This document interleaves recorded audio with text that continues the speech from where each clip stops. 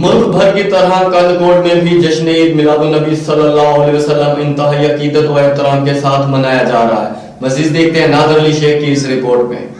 12 रबीउल अव्वल जश्न आमद रसूल सल्लल्लाहु अलैहि वसल्लम।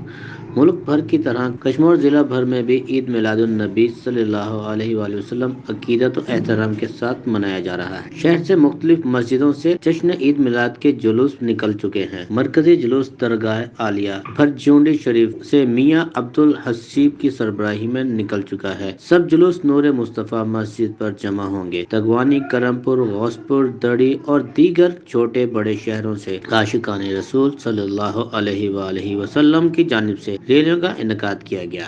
ईद मिलाद नबी के जुलूस और रैलियों को सिक्योरिटी के लिए पुलिस और रेंजर के एहलकार तैनात कर दिए गए हैं। जुलूस में मरहबा या मुस्तफ़ा की सदाएं बुलंद की जा रही हैं और दुरूद सलाम का विर्द किया जा रहा है। जुलूस पहर में अपने अपने रवायती रास्तों से होते हुए वापस आकर इख्तिताम पजीर हो गए। कैमरामैन टीम के साथ नादिर अली शेख, राज न्यूज़, कंदकोट।